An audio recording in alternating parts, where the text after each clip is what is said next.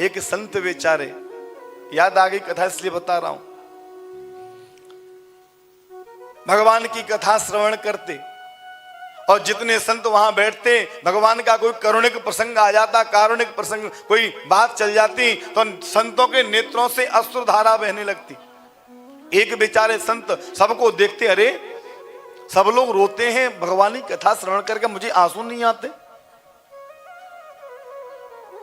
जिसको देखता हूं उसकी आंखों से अश्रुधारा बह रही है, मुझे आंसू नहीं आते।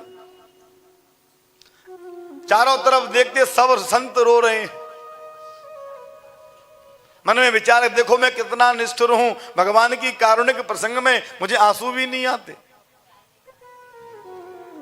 बहुत दुखित हुए।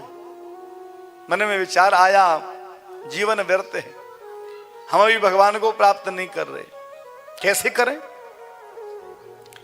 दूसरे दिन की कथा में संत पहुंचे और हाथ में लाल मिर्ची का पाउडर लगा के पहुंचे। सब संत रोते, मैं देखता हूं, लोग मुझे देख के हंसते हैं। देखो अब इनके, अरे ऐसे संत हैं, इतने निष्ठुर, इनको आंख में आंसू नहीं आते। जैसे ही कथा प्रारंभ हुई, कोई करुणा प्रसंग आया, सभी संत रोने लगे। उस संत ने अपना जो मिर्ची के हाथ थे ना, अपने नेत्रों से लगा लिया, रोने लगे, झूठ मूठ के आंसू निकालने लगे। परंतु जो व्यास जी थे उन्होंने उनको देख लिया। जब कथा समाप्त हुई, व्यास जी ने अपने पास में बुलाया उनको, भैया थोड़ा रुको, संत भगवान थोड़ी देर रुकिए, आपसे कुछ वार्ता करनी है मुझे। सभी संत तो चले गए और जैसे संत उन व्यास जी के पास में आए, पूछा, भैया मैंने इतने दिनों से कथा श्रवण करा रहा हूं, कभी आपके नेत्रों में मैंने आंसू नहीं देखा, और आज इतनी जोर जोर से आंसू आपके आ रहे थे, बंद ही नहीं हो रहे। ऐसा कौन सी बात आपके मन में लग गई तो इतने आंसू आपके बंद नहीं हो रहे। संत चरणों में गिर गए, महाराज बुरा मत मानना मेरी बात को,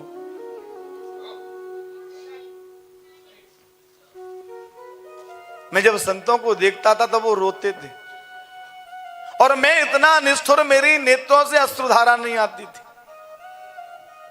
मुझे अपने में थोड़ी गिलानी होती, देखो संत क्या कहेंगे मुझे।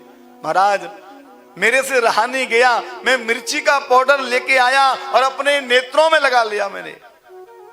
जो व्यास जी तो उनके चरणों में गए, देखो जी हैं, कम से कम भगवान के कथा में रोते नहीं हैं तो आंखों में मिर्च डाल दी और रोने का नाटक ही करने लगे। इनसे बढ़कर कौन हो सकता है जो अपनी नेत्रों में मिर्च डाल रहे हैं।